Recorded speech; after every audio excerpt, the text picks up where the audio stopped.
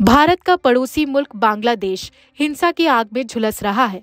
इस देश में राजनीतिक संकट और हिंसा के दौर ने वहां मेडिकल की पढ़ाई कर रहे भारतीय छात्रों के लिए मुश्किलें पैदा कर दी है। बढ़ती हिंसा की वजह से भारतीय स्टूडेंट्स बीच में ही अपनी पढ़ाई छोड़कर वतन वापस लौट रहे हैं।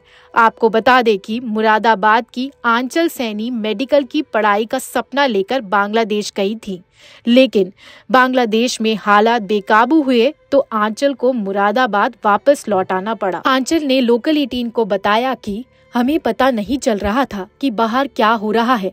इंटरनेट बंद हो गए थे और हॉस्टल के अंदर हम पूरी तरह से आइसोलेट हो गए थे।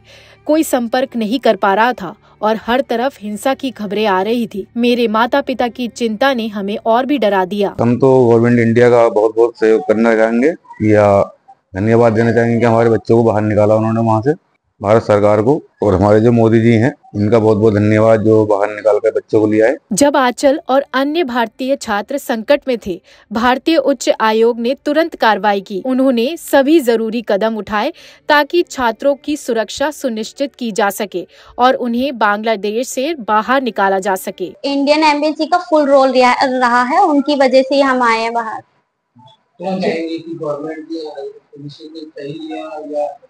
जी मैं यही कहूंगी कि उन्होंने बहुत अच्छा डिसीजन लिया है हमें बाहर लाने के लिए, क्योंकि इस टाइम बहुत ज्यादा वहाँ पर लड़ाई चल रही है। अब न्यूज में हम लोग यहाँ पर रहकर देख रहे हैं, तो हम सब यही थैंकफुल हैं इंडियन गवर्नमेंट के लिए कि हम लोगों को बाहर निकाल लिया है बांग्लादेश। कितने लोग उसी कॉलेज में पढ़ रहे थे? I think 10, around 10। तो सारे लोग आ गए या कुछ फंसे हुए हैं? सभी लोग हमारे साथ हैं, हम सब लोग साथ हैं। तो इंडिया के और भी अलग जगह के लोग भी वहाँ फंसे हुए हैं या सभी आ गए हैं?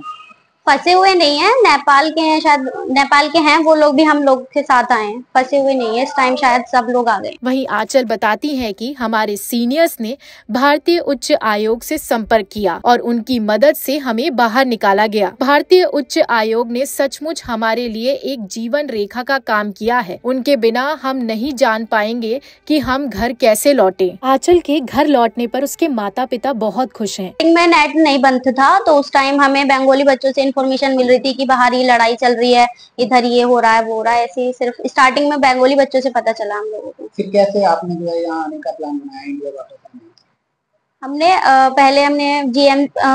पहले सीनियर्स थे, सीनियर ने बात की इंडियन गवर्नमेंट से, तो उन्होंने हमारी हेल्प की थी। उनकी वजह से ही हम बाहर आए, मतलब इंडिया आए। आंचल के पिता ने बताया कि हमारी बेटी की सुरक्षा को लेकर हम बहुत चिंतित थे। हमें लगातार डर लगा था कि कहीं कुछ अनहोनी ना हो जाए, लेकिन जब भारतीय उच्च आयोग ने मदद की तो हमें राहत मिली।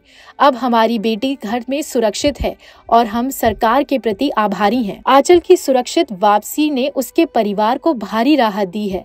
इस संकटपूर्ण स्थिति के बावजूद भारतीय उच्च आयोग ने अपनी जिम्मेदारी निभाई और संकट की घड़ी में मदद की। लोकल 18 के लिए मुरादाबाद से पीयूष शर्मा की रिपोर्ट।